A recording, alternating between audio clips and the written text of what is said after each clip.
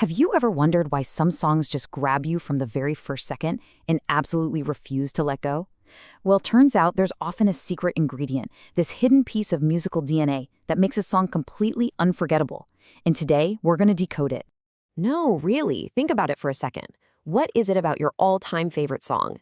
Is it the lyrics, the beat, or is it something else, something you can hum, even if you have no idea what the words are? More often than not, it's this. That one single powerful musical idea that gets stuck in your head and basically becomes the song's signature. And that, right there, is a guitar riff. So, what exactly is a guitar riff? Let's get a solid definition down. It's a short sequence of notes, a little pattern that repeats throughout a song. You can think of it as the main musical phrase. It's the rhythmic and melodic backbone that gives a song its entire identity. Now, what's really cool is the job a riff actually does inside a song. It isn't just some neat sound, it's literally the heart of the entire track. So let's break down what its role really is. So a riff has one main mission: to hook you immediately. It sets the whole vibe, the energy, and it provides this solid structure that the rest of the band, the drums, the bass, even the singer, can build everything on top of. It's the musical anchor that keeps coming back. And yeah, it's almost always that one part you just can't get out of your head. And that brings us to a super important point. People mix up riffs and guitar solos all the time. But think of it this way. A riff is the foundation. It's repetitive, it's rhythmic, and it's there to support the entire song. A solo, on the other hand, is the spotlight. It's that one moment for the guitarist to get really expressive and just shine. They're two totally different jobs. Okay, so how do guitarists actually create these iconic sounds? It's not just about hitting the right notes. It's all about the special techniques and the tools they use to make those notes come alive. Let's pull back the curtain on some of the secrets behind the sound. First up, we've got power chords. These are a huge part of the rock sound. They give you this really full, heavy tone. But what's so cool about them is that they're actually simpler to play than a lot of other chords. That's why they're perfect for fast, energetic riffs. Next is a technique called palm muting. This is where the guitarist gently rests the side of their picking hand on the strings, right near the bridge. It stops the notes from ringing out too long and creates this awesome, tight, chunky, kind of percussive sound that really drives a riff forward.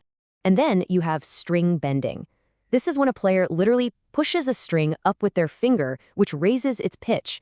It gives the riff this incredible, emotional, bluesy quality. It's almost like it's making the guitar sing or even cry out.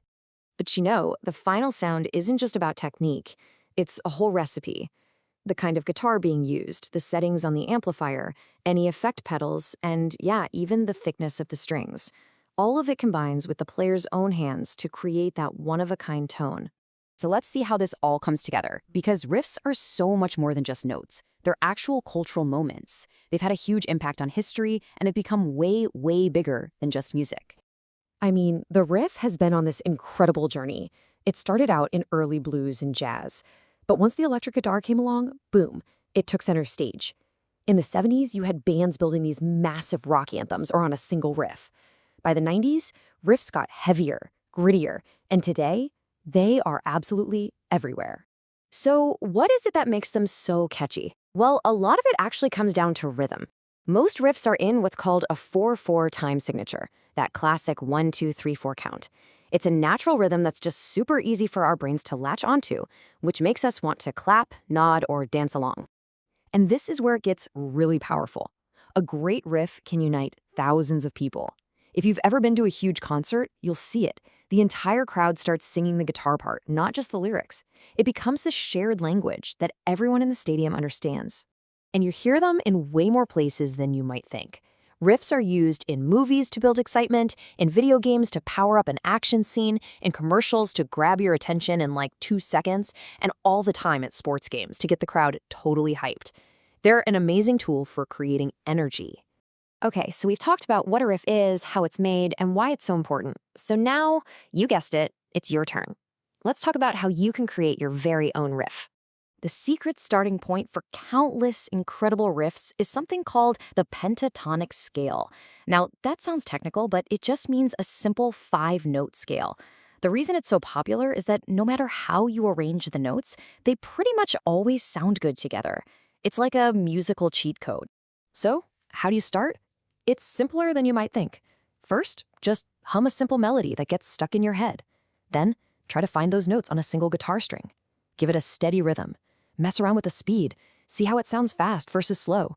And honestly, the most important step, record your idea, even if it's just on your phone so you don't forget. From blues pioneers to stadium rockers, every generation has had its own iconic riffs that defined an era. So, the only question left is, what's the next one? What's the riff that's going to define your generation? The instrument is waiting.